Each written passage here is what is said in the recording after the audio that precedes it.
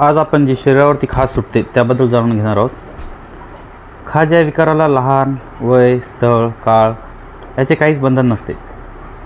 अंगाला खाज सुटली असता त्याच्यावर विजय मिळवणे फार अवघड काम आहे. बऱ्याच वेळा कामात असताना खाज सुटत नाही, पण जेव्हा रिकामा वेळ भेटतो तेव्हा तो रोग दुप्पट उसळी घेऊन त्रास देतो.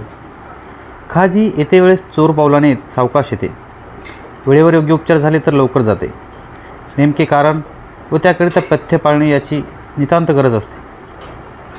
दीर्घकाळाची खाज जावयास दीर्घकाळ औषधी योजना घ्यावी लागते. तत्कालीन खाज किंवा आगंतुक खाज बऱ्याच वेळा पटकन जाते. उदाहरणार्थ कावीळ, ताप इत्यादी. मात्र मधुमेह, कुष्ठ विकार यातील खाज हे लक्षण बराच वेळ मुक्काम करून राहते. खाज का आग हे सांगण्यामध्ये रोगीसुद्धा घोटाळा करत असतात.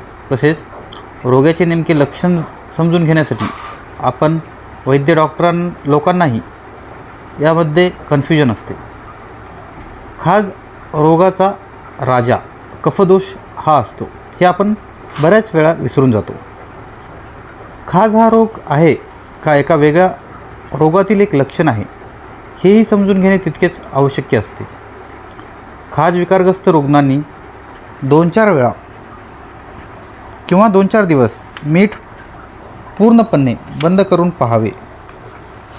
यामध्ये शरीर परीक्षण कसे करायला हवे तर कफदोषाचे कोणते गुण वाढले आहेत याकरिता वजन, जीभ, नख, केश, मलमूत्र याचे परीक्षण करायला हवे. तहान, घाम याचीसुद्धा चौकशी करायला हवी. रोग्यांची त्वचामध्ये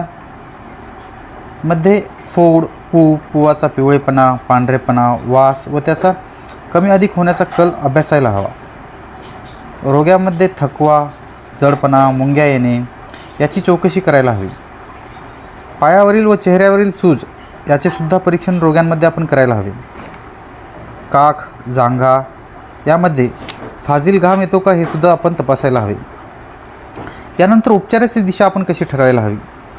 हा विकार निश्चितच कफाचा आहे हे पक्के ठरल्यानंतर लंघन किंवा बिनमिठाचे जेवण खाल्ल्याने खाज कमी होते का हे बघायला हवे. तसेच शौचास साफ व्हायसाठी त्रिफळासारखे औषध घेऊन पित्ताचा संबंध आहे का हे सुद्धा वैद्याने समजून घ्यायला हवे.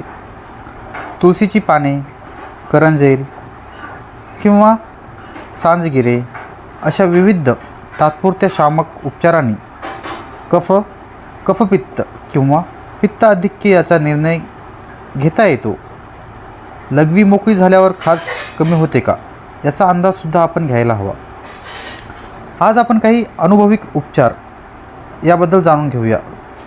जर रिकाम्या वेळात शरीराला खाज सुटत असेल त्यावेळी आरोग्यवर्धिनी ही खूप छान प्रकारे काम करते. यासोबत रिकाम्या पोटी आरोग्यवर्धिनी दिल्यानंतर त्रिफळा चूर्ण जे असते ते रात्री आपण पोटामध्ये घ्यायला हवे.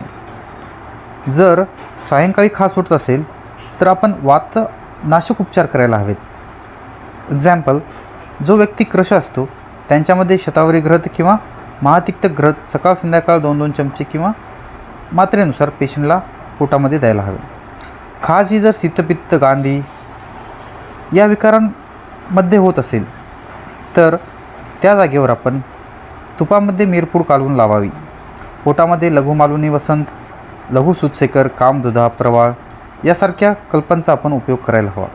यासोबतच रात्री त्रिफळा चूर्ण हे गरम पाण्यासोबत द्यायला हवे. हीच खाज जर खर्जेच्या रुग्णांमध्ये आपल्याला जर आढळून येत असेल आणि खर्जेचे फोड व पिवळा पू आलेल्या फोडांना आपण प्रथम मीठ लावून उकळलेल्या गरम पाण्याने स्वच्छ धुवायला हवे.